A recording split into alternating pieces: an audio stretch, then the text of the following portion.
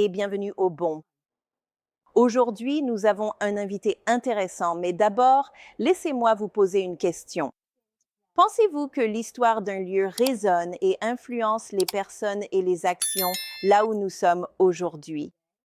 Prenons par exemple le peuple Wintu. C'est une tribu qui est présente dans le comté de Shasta et en particulier, elle a aussi vécu à Redding en Californie. C'est dans le nord de la Californie. Certains disent qu'ils ont un héritage qui remonte à 6 000, 8 000, voire, selon certains, à 10 000 ans. Ainsi, avec cette histoire riche, les Wintu avaient traditionnellement, il y a toutes ces années, construit leurs habitations avec du cèdre, de la boue, de la terre et une variété d'autres matériaux afin d'être en harmonie avec la nature. L'esprit de la construction est en accord avec la nature pour accomplir deux choses, à la fois se fondre dans le paysage et faire partie intégrante de la nature. Utiliser ces éléments, mais aussi résister à certaines des épreuves que la nature peut infliger. Alors, face à la colère de la nature, nous voulions voir ce qui se passe aujourd'hui à Reading. Et aujourd'hui, il se trouve qu'il existe une entreprise appelée Emergent 3 D-House Building qui perpétue encore cet esprit de durabilité. Pour continuer dans l'esprit de durabilité avec le peuple Wintu. Leur chef, Kaylin Sisk, a participé à de nombreux efforts pour construire des logements durables pour les tribus. Ils disposent d'infrastructures où ils ont adopté des technologies comme le solaire ou la récupération des eaux de ruissellement. Et le nom même de la tribu signifie peuple de la rivière du milieu. Et cela vient du fait que leur histoire montre qu'ils sont issus d'un feu sacré qui se trouvait à l'intérieur de l'une des sources du mont Shasta. Et pour vous rappeler, sacré signifie quelque chose qui inspire l'admiration et le respect. Ils respectent donc la rivière McCloud, ils respectent le saumon qui y vit et ils respectent tous les éléments naturels qui les entourent. Et ils appellent cet endroit leur foyer jusqu'à aujourd'hui. Ainsi, Emergent, le constructeur de logements en 3D, avait en fait besoin de quelqu'un pour entrer en contact avec différentes communautés, y compris l'une des tribus amérindiennes comme le peuple Wintu. Ils avaient vraiment besoin de quelqu'un doté de cette capacité d'inspiration et de rayonnement, quelqu'un qui serait, disons, comme John F. Kennedy en 1961, lorsqu'il a dit « Ne vous demandez pas ce que votre pays peut faire pour vous, mais demandez-vous ce que vous pouvez faire pour votre pays. » Et dans cet esprit de réciprocité, il voulait montrer que lorsque l'on pense au-delà de soi-même, on peut en réalité aider tout le monde à s'élever ensemble. Cette citation a en fait inspiré de nombreux esprits de serviteurs publics, et Joe fait partie de ces serviteurs. Il a commencé comme policier et a fini par devenir directeur exécutif de l'échange de construction de Shasta. Il avait une certaine expérience dans le secteur commercial, mais il a finalement accédé à un poste gouvernemental où il a été superviseur du comté de Shasta, District 1. Mais il ne s'est pas arrêté là. Aujourd'hui, il porte toujours cet esprit politique et cette volonté d'être uni et en harmonie avec toutes les communautés qui l'entourent. Et il représente, en tant que directeur du développement communautaire chez Emergent, l'imprimante 3D pour logement. Il change la façon dont nous percevons le logement traditionnel et la manière dont nous développons non seulement une maison, mais tout un quartier. Donc, des abris en cèdre remplis de boue, jusqu'aux racines tribales en adoptant la technologie d'aujourd'hui afin de rendre les choses durables pour l'avenir. Nous voulons avoir une conversation avec Joe Schmenti pour montrer qu'il existe une preuve que le service et la technologie peuvent fonctionner ensemble. Alors Joe, est-ce que tu m'entends? Oui, je t'entends. Fantastique. Eh bien, je voulais simplement te remercier beaucoup de nous rejoindre aujourd'hui. Nous l'apprécions vraiment sincèrement. Et nous voulions simplement savoir, pourrais-tu me parler un peu d'Emergent et de la façon dont ils répondent aux besoins en logement dans l'industrie aujourd'hui? Quelle est leur position? Oui, ce serait avec plaisir. Et d'abord, je tiens à saluer la propriétaire et fondatrice d'Emergent, Donna Jamie. Donna et moi avons une longue histoire d'amitié. C'est ainsi que je l'ai rejoint dans cette aventure. Nous avons eu l'incendie de voiture en 2018, ce qui a été dévastateur pour nous. Rien de comparable à ce qui s'est passé à Paradise ou à Altadena, mais cela restait une expérience extrêmement traumatisante. Et Don, fidèle à lui-même, s'est tout de suite impliqué. Et en tant que constructeur depuis 40 ans, il a dirigé l'équipe de reconstruction, l'équipe de récupération de la construction. Et pendant qu'il reconstruisait des maisons, il s'est dit qu'il devait bien y avoir une meilleure façon de faire. Nous vivons dans un climat en mutation. Nous vivons dans une zone à haut risque d'incendie. Nous vivons dans une région de haut désert. Il faut trouver une meilleure façon de construire. Et c'est ce qui l'a amené à réfléchir à l'impression 3D. Et il a rencontré, je suis désolé. Donc, c'est un désastre qui vous a en fait amené au concept de l'impression 3D pour construire quelque chose qui pourrait résister à un incendie. C'est exact. C'est exact. Parce que ce que Don a compris tout de suite, c'est je vais construire cette maison et si un autre incendie survient, Dieu nous en préserve, elle partira en fumée. Et c'est ce que nous avons vu à Weed. Ils ont eu l'incendie de Bowles en 2014, puis l'incendie de Mill il y a 2 ou 3 ans, et beaucoup des mêmes maisons ont brûlé. Donc, il faut vraiment construire mieux avant la catastrophe. Cela m'amène justement à parler des catastrophes en général. Je veux dire, parlons des catastrophes naturelles. Sur votre site web, vous indiquez que de 2013 à 2022, il y a eu en moyenne 61 410 incendies de forêt, avec une moyenne de 7,2 millions d'acres touchés. Mais plus tard, on atteint 7,6 millions d'acres qui ont brûlé aux États-Unis. Depuis 2018, plus de 49 000 maisons ont été détruites par des incendies et des feux de forêt. Et le nombre moyen de maisons endommagées ou détruites par les ouragans est d'environ 300 000 par an. Donc, quand on parle des leçons tirées, lorsqu'on se remet d'un tel événement, beaucoup de gens constatent que la communication a posé problème. Bien sûr, on veut que les policiers, les pompiers et toutes les autres ressources puissent communiquer entre eux. Mais l'autre leçon tirée qui ressort généralement lorsqu'on analyse ce qui n'a pas fonctionné et comment éviter cela à l'avenir, c'est l'adoption de nouveaux équipements et de nouvelles technologies.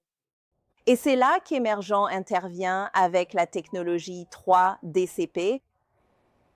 Absolument. Quand on regarde les dégâts environnementaux causés par un incendie, je ne parle pas seulement des bâtiments, mais aussi des voitures, des bateaux, des ordinateurs, des meubles et de tout le reste.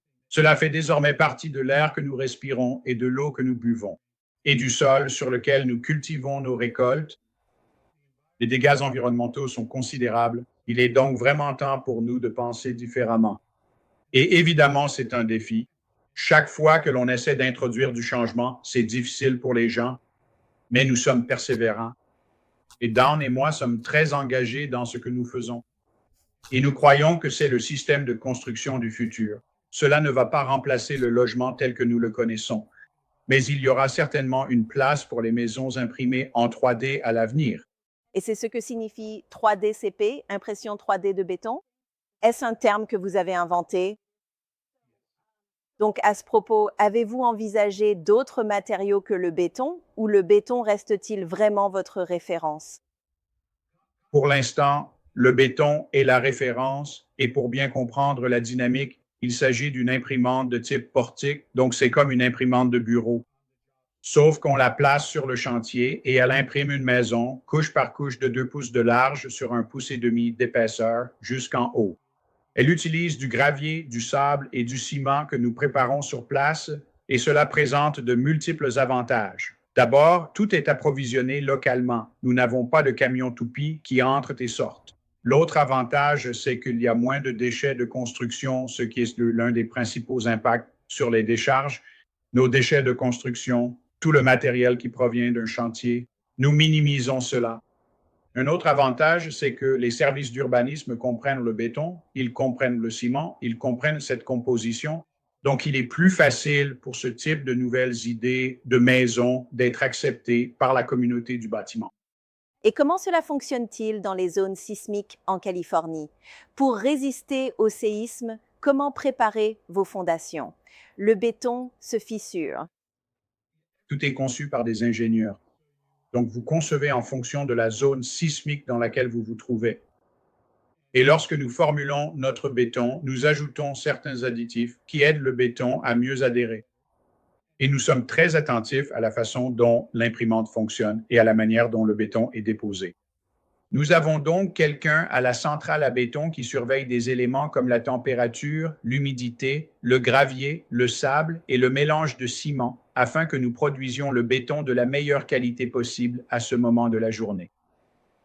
Et ce type de supervision, ce type d'évaluation, limite la quantité de fissures qui peuvent apparaître. Donc, c'est ce que vous diriez être l'avantage d'utiliser le béton comme matériau de construction et la méthode émergente. Pouvez-vous me dire en quoi vous êtes différent des autres entreprises d'impression 3D? Eh bien, vous savez, je commence toujours par me demander ce qui distingue une entreprise d'une autre. Et c'est le leadership.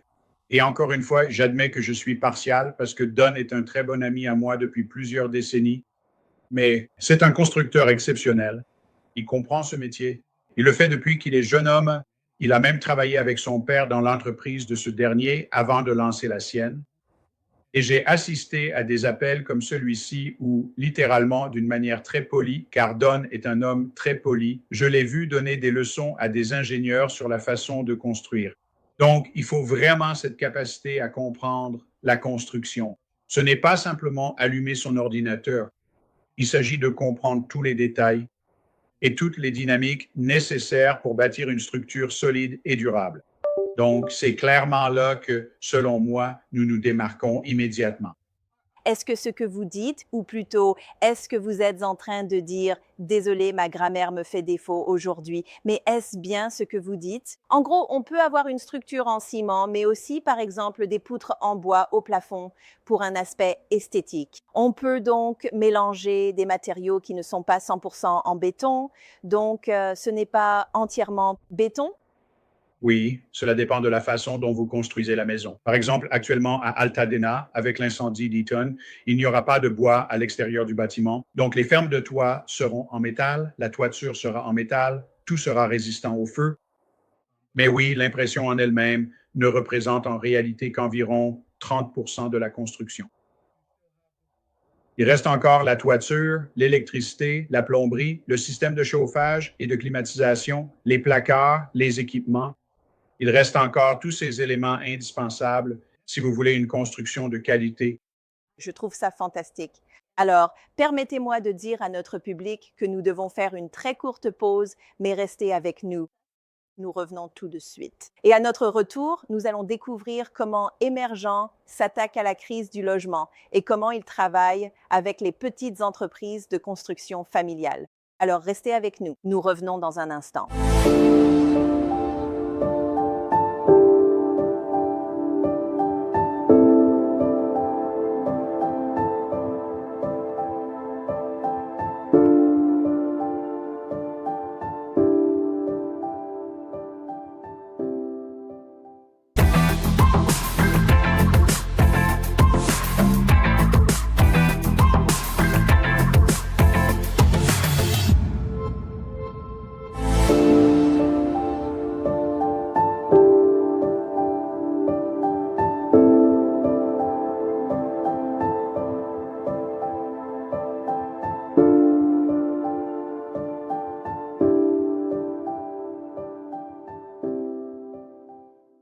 Et nous sommes de retour. Alors Joe, entrons directement dans le vif du sujet et parlons de la crise du logement. Comment Émergent gère-t-il cette situation? Eh bien, commençons par reconnaître que nous faisons face à une crise du logement importante et c'est particulièrement vrai en Californie. Ce que nous essayons de faire, c'est de construire des maisons plus rapidement, de meilleure qualité, plus durables et résistantes aux catastrophes. Et l'une des choses vraiment intéressantes dans ce que nous faisons, c'est que nous introduisons la génération technologique chez les ouvriers du bâtiment. Dans la construction traditionnelle, pour 5 personnes qui partent à la retraite, une seule entre dans les métiers du bâtiment. Mais dès que vous ajoutez la technologie, tout à coup, vous attirez les générations qui ont grandi avec la technologie. Parce que maintenant, ils utilisent un système informatique, ils manipulent des logiciels, ils font fonctionner une imprimante qui construit une maison. Nous sommes donc très enthousiastes quant aux opportunités que cela offre aux jeunes pour entrer dans les métiers du bâtiment et pour pouvoir très bien gagner leur vie. Parlez-vous d'un apprentissage?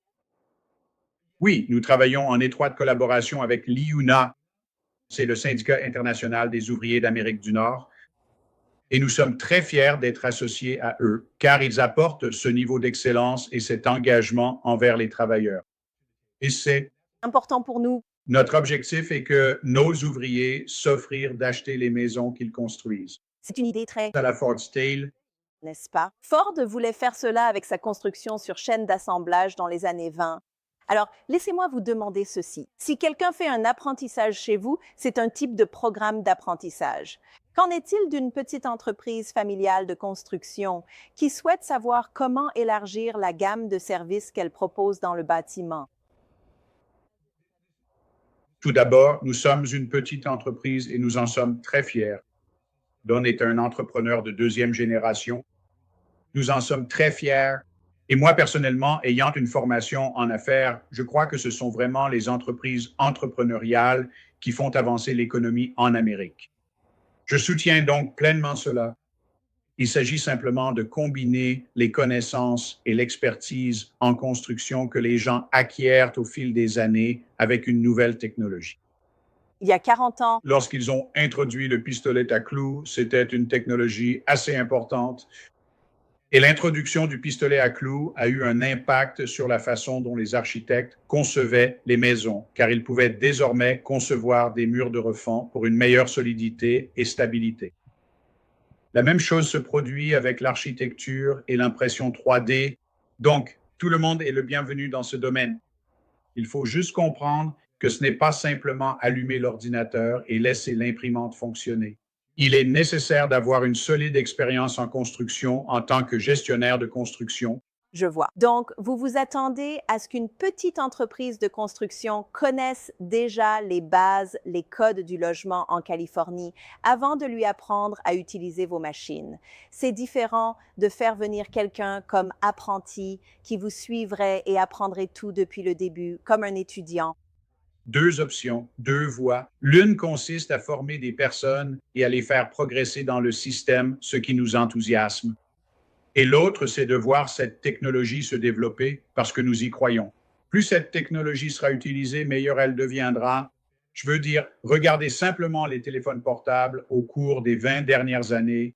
Absolument. Plus la technologie s'améliore, plus nous construisons vite, mieux nous construisons, plus nous apprenons, plus les ouvriers deviennent compétents. Tout le système s'améliore.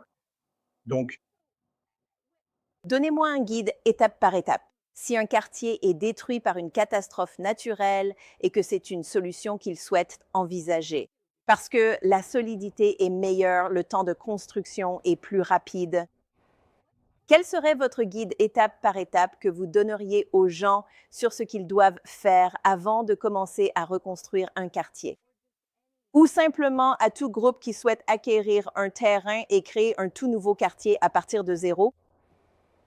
eh bien, la première recommandation que je fais, et nous en faisons actuellement l'expérience parce que nous avons réalisé des logements abordables ici à Reading. Et maintenant, nous gérons une reconstruction à Altadena.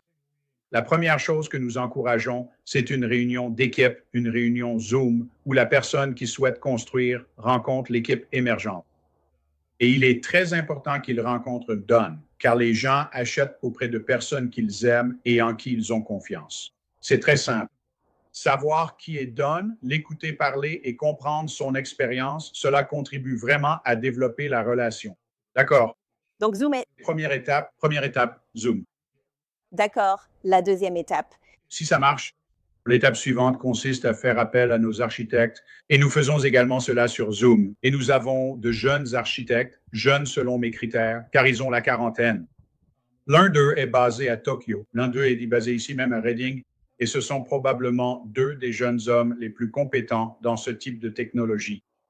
Ils ont également une équipe d'ingénieurs qui les soutient. Donc la réunion suivante se fait avec nous tous. De cette façon, le futur constructeur de maisons peut dire, voici ce que je recherche. Qu'est-ce qu'il me faudra pour construire cela? S'ils sont tous d'accord, alors l'étape suivante est un accord avec l'équipe de conception. Il y a donc deux parties à notre accord. L'une est avec l'équipe de conception, l'autre avec l'équipe de construction. Ensuite, l'équipe de conception prend le relais et travaille avec le client, le futur constructeur, à chaque étape de la phase de conception et d'ingénierie jusqu'au document de construction, ce qui signifie que le dossier a été soumis au service d'urbanisme et qu'il va maintenant être officialisé. Les plans de construction. Une fois ce processus terminé, l'équipe de construction prend le relais. Cependant, tout au long du processus, l'équipe de construction reste impliquée. Ainsi, Don et son équipe surveillent ce qui est conçu afin de donner leur avis sur la meilleure façon de construire. Et puis, une fois que nous avons le contrat de construction, nous commençons la construction. Faites-vous aussi la décoration intérieure de vos maisons? Fabriquez-vous les meubles avec l'impression 3D? C'est tout à fait possible. Certainement des meubles d'extérieur, des meubles en béton. Nous n'en sommes pas encore là. Et l'un de nos objectifs est de devenir vraiment excellent dans ce que nous faisons. Avant de commencer à faire d'autres choses, donc, il s'agit vraiment de concevoir la maison et, comme nous imprimons les murs intérieurs et extérieurs, de faire tout cela pour atteindre la perfection. Ensuite, nous verrons quelles autres opportunités se présenteront. Mais pour l'instant, en raison de notre mission, nous sommes vraiment concentrés sur la construction de structures meilleures, durables, sûres pour l'environnement et résistantes aux conditions environnementales. Et c'est vraiment ce que nous faisons, c'est notre priorité. Alors, laissez-moi voir si j'ai bien compris votre plan. Premièrement, réunion Zoom. Deuxièmement, architecte. Troisièmement, vous souhaitez engager vos ingénieurs. Quatrièmement, vous avez vos exigences pour la construction de la maison que vous comparez avec les compétences disponibles, même si l'un de vos architectes est à Tokyo et l'autre à Reading. Cinquièmement, vous souhaitez faire intervenir votre équipe de conception. Ensuite, sixième étape, vous formalisez vos plans. Je suppose que cela signifie que vous vous assurez que tout est conforme aux normes en vigueur dans la région concernée. Vous déposez vos documents administratifs. Et ensuite, la septième étape, c'est le début de la construction. Et numéro 8, le chiffre porte-bonheur signifie que quelqu'un peut emménager. C'est bien ça? Exactement. Et l'une des choses que nous aimons faire, ce n'est pas obligatoire, bien sûr, mais nous sommes un entrepreneur général. Donc, nous aimons accompagner nos clients tout au long du processus. Notre expérience, et surtout celle de Don qui fait cela depuis longtemps, montre qu'il s'agit d'un investissement important. Et à cela s'ajoute le fait que certaines personnes ont été traumatisées par un incendie ou une catastrophe. Bien sûr. Il est important pour eux de savoir qu'ils ont une équipe de soutien qui va les accompagner tout au long de ce processus. Nous travaillons même avec les compagnies d'assurance pour nous assurer que tout ce que nous faisons est bien pris en charge par l'assurance. Nous essayons donc de rendre le processus aussi fluide et facile que possible. Donc, Vous essayez, dans le cadre du projet de construction, de voir s'il existe d'autres sources de revenus. Cela pourrait-il permettre de compenser le coût réel de la construction? bien sûr, surtout lorsqu'il s'agit d'une reconstruction après un incendie. Et puis, lorsque nous nous lançons dans le logement abordable, comme c'est le cas pour un quartier sur lequel nous travaillons ici, nous recherchons des financements sous forme de subventions. Que ce soit par l'État ou par la ville, nous cherchons des subventions qui nous permettent de construire des maisons que nous pouvons rendre abordables pour les nouveaux propriétaires.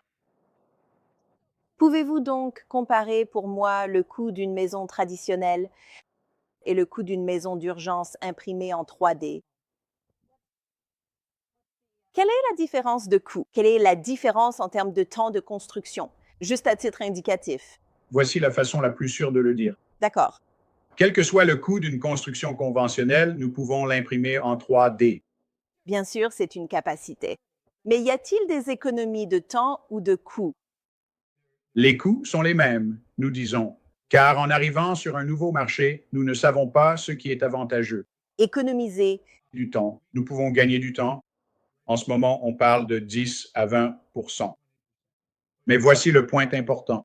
Oui, en plus de construire des bâtiments résistants aux catastrophes écologiques, résilients face au climat, durables, nous pouvons réaliser des designs vraiment flexibles. Nous ne sommes donc plus obligés de faire des formes carrées et droites. Nous pouvons faire n'importe quelle forme que vous souhaitez. Et ce qui est génial avec ça, c'est que lorsque vous arrivez dans des endroits, surtout là où la vue est magnifique, Vous pouvez concevoir votre maison en forme de fer à cheval de sorte que chaque pièce offre une vue imprenable. C'est très gentil. Maintenant, est-il possible de l'associer à des panneaux solaires ou à un autre type de système comme une centrale à hydrogène pour alimenter la maison si on le souhaitait? Oui, une sorte de technologie verte. Donc, Vous pouvez le concevoir autour des technologies vertes. D'accord. correct. Et si vous regardez, nous avons construit une maison pour Woodbury University, c'est sur notre site web. Faites-le avec les National Renewable Energy Labs. Ils participaient à une compétition et ils ont créé une structure exactement comme celle-là. Elle était alimentée par l'énergie solaire, recyclait les eaux grises, récupérait l'eau de pluie. Elle faisait tout cela. Nous avons réalisé l'impression dessus. C'est une petite structure d'environ 400 à 450 pieds carrés, mais elle est vraiment géniale. Et cela a été conçu par une école d'architectes. Nous croyons donc vraiment qu'il y a une véritable valeur à comprendre et à mettre en œuvre ce type de technologie. Et cela nous permet de nous étendre géographiquement. L'un des domaines où nous suscitons désormais beaucoup d'intérêt, en plus de la reconstruction après incendie, c'est dans les déserts. Parce qu'il est vraiment important de construire un bâtiment capable de résister à la chaleur du désert. Et ce type de... Travaux construction, À Palm Springs, la température peut atteindre 120 Fahrenheit. oui, Reddit aussi. Quoi? Donc, Oui, d'accord. Oui, ouais. Et en fait, nous avons déjà plusieurs maisons en cours de conception pour Joshua Tree. Pour cette zone, je vois. De plus, il y a parfois des tempêtes de sable. Et je sais que certaines personnes qui conduisent dans ces régions doivent remplacer leur pare-brise à cause des impacts de sable. Il y a donc aussi l'érosion due aux tempêtes de sable à laquelle votre maison devra résister. exact, exact. Construire ce type de maison durable est donc parfaitement logique. Et ce que nous constatons, et c'est purement anecdotique, c'est que nous voyons beaucoup de jeunes. Par jeunes, j'entends des personnes dans la quarantaine qui s'intéressent maintenant à cette technologie et se disent, c'est pour ça que je veux ma maison, c'est ce type de maison que je veux. Elle est durable, nécessite peu d'entretien, est économe en énergie et résistante aux catastrophes. Et je peux faire des choses vraiment géniales avec. Je ne suis pas limité par le design, je peux aller dans n'importe quelle direction que je veux. Donc, c'est sympa de voir que c'est encore à un stade très jeune, très organique, mais c'est chouette pour un vieux bonhomme de pouvoir observer ça. Je voulais vraiment vous remercier d'être venu et d'avoir accepté notre invitation. Nous apprécions les éclairages que vous avez partagés avec nous. Et je trouve ça tout simplement fascinant. Chaque fois que nous pouvons utiliser une nouvelle technologie pour faire quelque chose d'écologique et contribuer à la durabilité, c'est tout simplement fabuleux. Et en plus, cela crée du lien social tout en même temps. Donc, à notre public, Joe, aujourd'hui, il nous a vraiment fait voyager. Il nous a présenté un plan en 8 étapes, réunion visioconférence, architecte, ingénieur, définir besoin maison, impliquer équipe conception, formaliser plan, réaliser construction, puis emménager. Il a montré que les maisons imprimées en 3D sont une réalité. Elles existent déjà.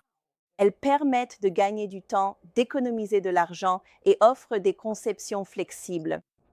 Elles sont capables de résister à certains des pires ouragans, tremblements de terre et incendies de la nature. Cela ne veut pas dire qu'elles sont ignifuges, mais cela signifie que les matériaux sont plus résistants que ceux utilisés dans la construction traditionnelle.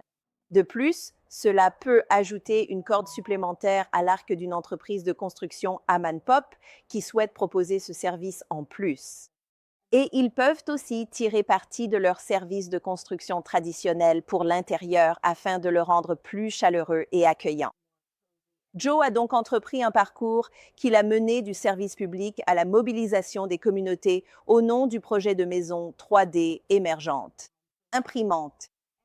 Il s'appuie également sur la sagesse des ancêtres qui ont habité Reading et du peuple Wintu. L'innovation est véritablement ancrée dans le service, n'est-ce pas? Je veux dire, c'est une question de communauté, c'est une question de cœur. C'est ainsi que nous contribuons au développement des autres en donnant de nous-mêmes. Où laisseras-tu ton cœur?